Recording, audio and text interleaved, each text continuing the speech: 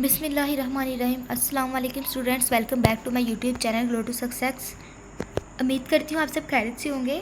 अच्छा स्टूडेंट्स, आज हमने फर्स्ट ईयर की इंग्लिश की जो थी फोर्थ वाली बल्कि हम लोगों ने स्टार्ट करनी थी स्टोरी। पहली भी हम लोगों ने कर लिया, दूसरी भी, फिर हम लोगों ने एक पोएम भी कर लिया और आज हम देखेंगे टी मून। टी मून में बेसिकली आज हम मैं आपको बताती हूँ टी मून बेसिकली है क्या। हम लोगों ने बस यही सुना हुआ है कि जो है आर्मस्ट्रॉन्ग ने पहला कदम रखा था जी चांद पर, लेकिन ये नहीं देखा कि उसके पीछे 4 लाख लोगों का जो था पूरा हजूम था, जिन लोगों ने ये किया था कि मतलब उन्होंने आर्मस्ट्रॉन्ग को चांद पर कदम रखने के काबिल बनाया था। बेसिकली देखते हैं दिस स्टोरी। यहाँ पे आप लोग इसका जो थीम नीचे उन्होंने राइट किया हुआ है, is inspired by the moon. ये adaptation inspired by the moon. How 4 lakh people landed Apollo 11। Apollo 11 basically क्या है? अपोलो 11 है उस जहाज़ का नाम, उस गाड़ी का नाम जो चांद पर गई। Apollo 11 landed Apollo 11 the moons by Catherine Thimmesh. ठीक है, कैथरीन थीमेस ने इसको बेसिकली जो पहले डिज़ाइन किया था। Apollo 11 mission as depicted by Thimmesh book. ये जो अपोलो ये बेसिकली जो क्या है, इसको सबसे पहले चांद पे कदम किसने रखा था? आर्मस्ट्रॉन्ग और एल्ड्रिन ने। आर्मस्ट्रॉन्ग आज हम जो देखे हैं ना, इस वाली स्टोरी में हम लोग देखेंगे कि सिर्फ और सिर्फ आर्मस्ट्रॉन्ग ने ही सबसे पहले कदम नहीं था रखा, बल्कि इसके पीछे उन 4 लाख लोगों की टीम थी। वो दर्जने जिन्होंने इनके लिए लिबास तैयार किया, वो फिर इंजीनियर जिन्होंने सितारों का रास्ता तैयार किया, वो फिर कह ले कि वो पहली खातून मार्गरेट हैमिल्टन जिसने सॉफ्टवेयर बनाया, जिसने ऐसी लोकेशनें तैयार की, जिसने ऐसी वो गुमनाम हीरो थी। मैं तो कहती हूँ उसको मैं सलाम करती हूँ कि जिसने यानी कि ऐसा सॉफ्टवेयर बनाया जो कि इतनी दूर जाके भी हम लोग को सिग्नल प्रोवाइड कर रहा था। दैन फिर वो असाबी मरकज़ जिसने पीछे से सारा जो कहने के अमले को कंट्रोल किया, अमले को हैंडल किया।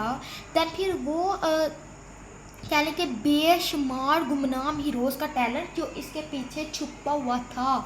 मैं तो ये टी मून है। मैं कभी कभी ये सोचती हूँ, जब मैंने टी मून स्टोरी को पढ़ा, मैंने कहा लोगों ने चांद पर तो कदम रख लिया भाई, लोगों ने अभी तक सूरज पर तो नहीं ना कदम रखा, तो क्यों ना मैं ऐसा कोई कारनामा कर लूँ जो मैं सूरज पर कदम रख सकूँ। मैंने इसके बारे में ना बड़े अपने जो कहने के फ्रेंड्स के साथ, अपने टीचर्स के साथ, अपनी जो कहने के जो मैंने जहाँ से कोर्सेज़ किए हुए हैं उन टीचर्स के साथ, मैंने करीबी रिश्तेदारों के साथ, मैंने अपने भाई के साथ बेसिकली मैंने कहा भाई हम लोगों ने चांद पर तो कदम रख लिया बड़ी देर, क्या ये कब रखा था उन लोगों ने? 1969 में। तो अभी तक सूरज में 2025 आ गया, इतनी तेज़ टेक्नोलॉजी हो गई, तो अभी तक सूरज पे तो किसी ने कदम नहीं रखा था, हम रखते हैं। कहते बीबी तुम ही जाओ, तुम जल के ही वापस आओगी। तो मैंने कहा नहीं भाई, मैंने कुछ ऐसा, मैं भी उन अनसीन हीरोज़ में से एक हीरो बनूँ कि भाई कोई एक पिंड की कुड़ी सी ते जिन्हें भाई चांद ते कदम सूरज ते कदम रखे ते मैं एंड भी कोई कारनामा करा। पर अल्लाह ताला मैनू हिम्मत दे, मैं इंशाल्लाह कभी मैनू मौका मिले तो ज़रूर। ओके जी, टी मून पढ़ लैने, इतों हाँ थोड़ा जिहा आइडिया कर लैने, फिर आप बाद चांद सूरज ते भी जाने दे बारे सोच लाँगे। टी मून बेसिकली एक स्टोरी है। In the summer of 1916, summer मौसम गर्मा में मिलियंस, करोड़ों, मिलियंस होता है करोड़ों, around the world have hold their breath, जब करोड़ों लोगों के सांस थम गए। एज नील आर्मस्ट्रॉन्ग मैंने आपको बताया, नील आर्मस्ट्रॉन्ग डिसेंडेड उतरे the landed of the lunar module, जो ल्यूनर कमरी चांद की गाड़ी से, कमरी चांद को ही कमरी कहती है ना, कमर चांद को ही कहती है ना, कि जब नील आर्मस्ट्रॉन्ग कमरी गाड़ी से उनको नीचे कदम उतारा, लैडर उतारा, डिसेंडेड उतारा, नीचे कदम रखा और बिकम बन गए the first human to stop on to the moon, पहले इंसान यानी कि चांद पर कदम रखने वाले पहले इंसान बने। इसका वैसे ट्रांसलेशन क्या होगी? 1969 के मौसम गर्मा में करोड़ों लोगों के सांस हैरतो इस्तजाब के आलम में थम गए जब नील आर्मस्ट्रॉन्ग ने कमरी गाड़ी से नीचे कदम उतारा और चांद पर कदम रखने वाले पहले इंसान बन गए। हिज वर्ड्स, उनका कहना है, that one small step for man, ये इंसान के लिए छोटा सा कदम है। यानी कि इंसान तो वैसे भी ज़मीन पे भी हम लोग कदम रखते हैं, सीढ़ों पे कदम रखते हैं, फर्श पे कदम रखते हैं, टेबल पे कदम रखते हैं, चेयर पे कदम रखते हैं। ये इंसानियत के लिए अजीम कदम है, यानी कहीं भी कदम रख सकते हैं। But this is the one great leap for mankind, लेकिन ये एक इंसानियत के लिए, एक पूरी कायनात के लिए अजीम कदम है, अजीम जुस्त है, एक अजीम कामयाबी है। ठीक हो गया।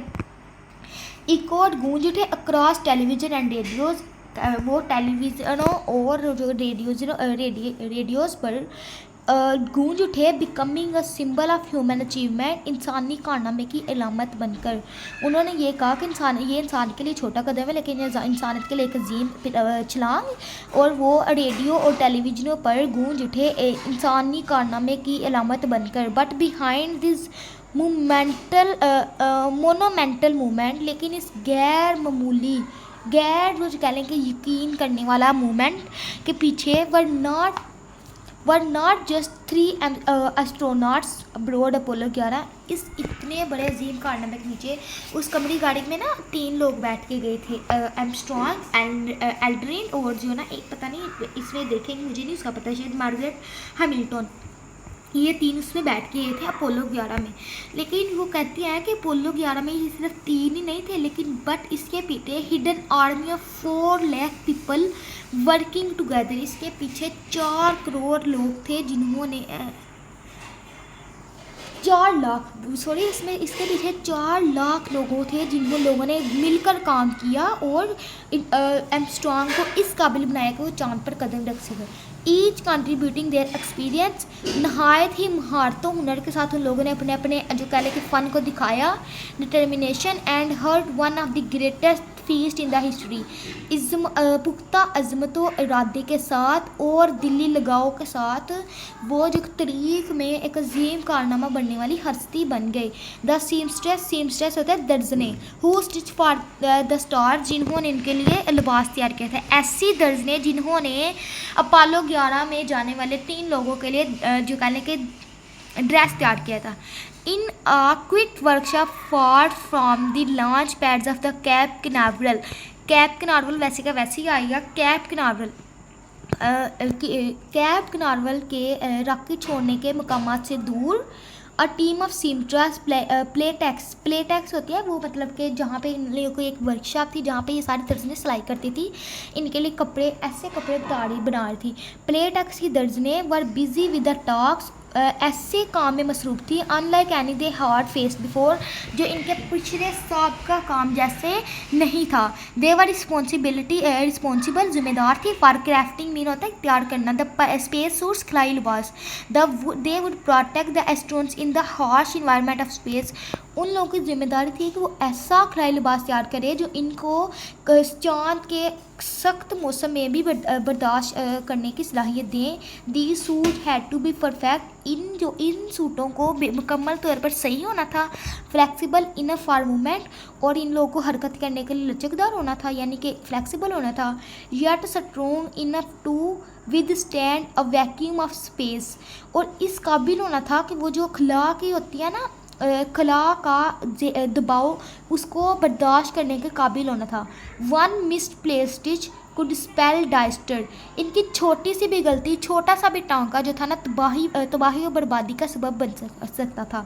Working with the blend of meticulous break binning, यानी कि नहायत ही वो कह लें कि नहायत ही नज़दीकी से, नहायत ही एहतियात से, and care and quick pride, बहुत ही ज़्यादा पुरस्कूद इम्तजाज के साथ वो ये काम करते हुए these women stitch layer upon layer of specialised fabric, मखसूस कपड़े के साथ। ये जो दर्जने थी एक तह बतह लेयर के ऊपर लेयर लगा के कपड़े सिलाई कर रही थी जो इन लोगों ने पहने थे। Knowing that the work was literally a matter of life and death, जो कि ये भी जानती थी कि इनका ये जो काम है, ये जो ये कपड़े सिलाई कर रही हैं, उन 3 लोगों की ज़िंदगी और मौत का फ़ैसला है।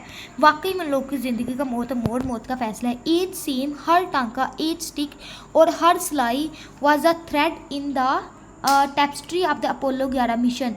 हर टांका, हर जो कह लें कि हर सुई, हर टांका और हर सिलाई एक ऐसे मतलब कि उस अपोलो 11 के लिए वाकई एक सच्ची कहानी थी। ठीक हो गया। देन फिर थर्ड वाला पैराग्राफ है, the engineer who reached for the stars, वो इंजीनियर जिन्होंने सितारों को छुआ। अक्रॉस द कंट्री, मुल्क भर में engineer at NASA were tackling निपट रहे थे, हल कर रहे थे problems that no one harder even before solve. मुल्क भर में नासा के इंजीनियर ऐसी मसाइल से निपट रहे थे जिनसे पहले कभी किसी ने नहीं था निपटा। यानी कि ये कि उनसे पहले तो कभी किसी ने चांद पर कदम तो नहीं था ना रखा, लेकिन जब उन लोगों ने कदम रखा तो फिर उसके पीछे जो दूसरे भी इंजीनियर थे उन लोगों ने भी ये सवाल किए कि अब वो किस तरह के, अब वो पहुँचे या ये नहीं। यानी कि वो ऐसे मसाइल से निपट रहे थे जिनसे पहले कभी किसी ने नहीं निपटे थे। द सैटर्न 5, 5वां सैटर्न रॉकेट, ये वैसे का वैसे आएगा। A towering behemoth of engineering, यानी कि इंजीनियर का बुलंदोबाला अफलियत है to function flawlessly to carry its precious cargo to the moon। उनका कीमती साजोसामान जो था पूरे कमाल के साथ, बड़े ही हुनर के साथ उन लोगों ने अपना कीमती साजो सामान चांद तक लेकर जाना था। The engineer ran countless test, इंजीनियरों ने बहुत ही ज़्यादा बेशुमार अनगिनत टेस्ट किए। उस जो अपोलो 11 को चांद पर भेजने से पहले उन लोगों ने करोड़ों की तादाद में टेस्ट किए कि भाई ये सही है कि नहीं, ये जो आर्मस्ट्रांग और एल्ड्रिन के लिए ये मौत के बायस तो नहीं हो सकता। एंड कैलकुलेशन, और बहुत ही ज़्यादा हिसाब किताब। Refining their design again and again, और उनके जो उन लोगों ने ये बनाया था अपोलो 11, इसको बार बार कह लें कि बार बार इसको बेहतर बनाने की, बार बार इसको संवारने की कोशिश की। They dealt with challenges that seemed insurmountable, वो ऐसी मुश्किलात, ऐसी तकलीफ़ात का सामना कर रहे थे जो कि नाकाबिले हल थी। How to keep the rocket stable, कि रॉकेट को किस तरह मुस्तहकम रखा जाए, किस तरह रॉकेट को मुतवाज़न रखा जाए। How to navigate through space with precision, और जो रॉकेट को जो है स्पेस में, खला में किस तरह से कह लें कि मुतवाज़न रखा जाए, किस तरह बरकरार रखा जाए। And how to bring the astronauts home safely, और जो 3 लोग ये थे एस्ट्रोनॉट्स, उनको घर वापस दोबारा, अगर पहुंच तो गए हैं लेकिन उन लोगों को हम लोग घर वापस दोबारा सही और महफूज तरीके से किस तरह लाएं। These engineers knew that the success of the mission, ये इंजीनियर जानते थे कि इनका जो कामयाबी है वो किस पे इंसार करती है, ऑन देयर कलेक्शन एफर्ट्स, इज्तमाही मुश्किलात के साथ। एंड दे वर्क टायरलेसली, और उन लोगों ने अनथिक यानी कोशिशें की, बहुत ही ज़्यादा कोशिशें की, ताकि उनका ये जो है ना, उनकी ये अजीम कामयाबी है अपने इख्तिताम को पहुँचे। Often late into the night, और वो इसके लिए रात गए तक भी मेहनतें करते हैं।